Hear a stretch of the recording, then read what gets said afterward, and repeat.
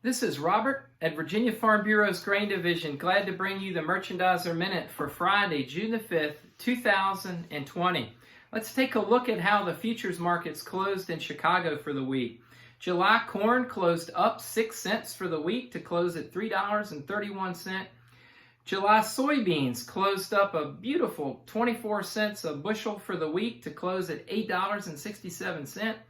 And July wheat was on the downside this week, down a nickel to close at $5.15. August live cattle closed down $2.83 per hundred this week to close at 96.17. August feeder cattle closed down about a half a dollar this week to close at 133.87. A lot of activity in the markets this week, and I'm glad to say that we did have some good news, some positive demand side news supporting prices this week, and really just supporting a gentler overall, more optimistic tone from previous weeks. We had the ethanol report this week that for the fourth week in a row showed an increase in production, up 5.7%, at the same time showing stocks going down 3%. We also had ethanol futures trading as high as $1.19 a gallon on the futures board, and I'm told by some industry folks that many ethanol plants are now able to at least cover their production costs, and ethanol plants are grinding more corn than they were 2 months ago. We have, again, we talked about the futures contracts, but again, we've got some highs, 6-week highs for old crop and new crop corn and soybeans on the futures part of your cash price. We all know we've been range bound for a long time, and it's nice to see us get out of that range and get above these 50-day moving averages. Let's hope for more to come in that area next week. China, good news on the China front. They were actively buying this week here in the U.S., especially soybeans and sorghum. We also had the third week in a row of very positive gains in our stock markets, our equity markets. Remember, the Dow Jones Futures Index was trading around 29,000 pre-COVID. We fell to 18,000, and today we were trading above 27,000 on that futures index. So a great recovery, some optimism seen in the speculators again this week. Even today, before this video was recorded, the Dow was up over 900 points.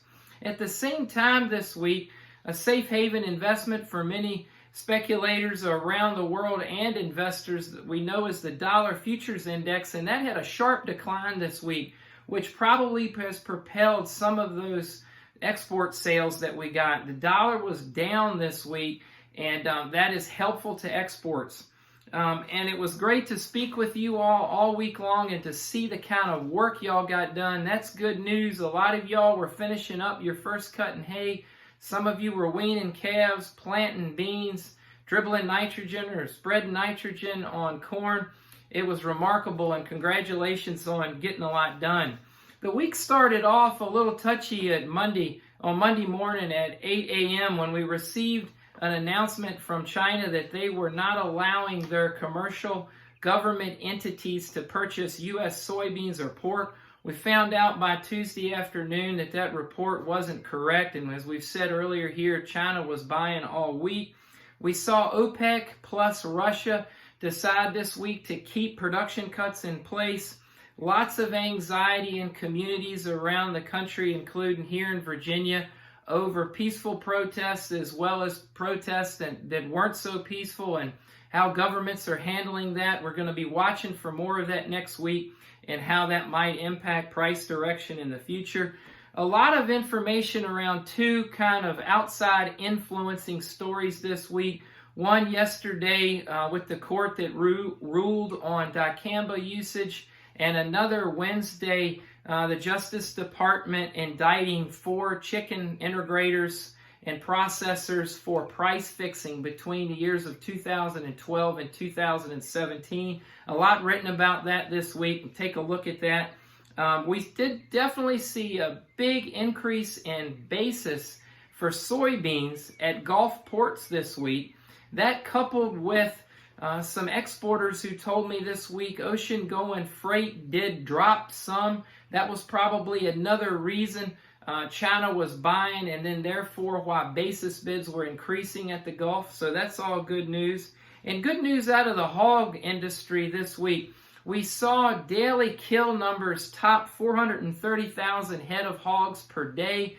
An amazing recovery from where that industry was and the pack and processing portion of that industry just 3 weeks ago when we were down, the government tells us, to 275,000 head per day processed. So a big pat on the back to all the folks in that industry.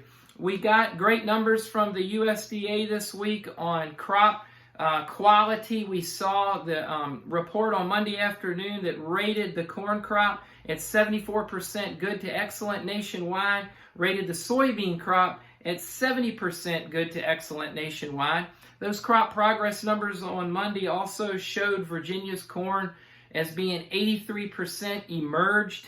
Virginia's beans this week, 52% planted, 34% emerged. That's right on the 5-year average.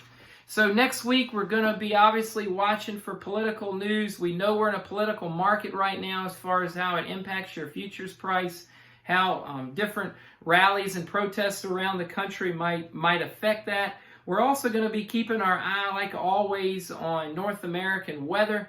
And remember, the Goldman roll started this week. They're getting out of July futures contracts and rolling into the September and the December. That hopefully will provide some support to the July futures contract next week as they buy back those July futures contracts and then sell either a September or a December futures contract. So give us a call to talk about these 6-week highs in the futures market and about local basis, about how your wheat looks. We're here to help you. This is Robert at Virginia Farm Bureau's Grain Division.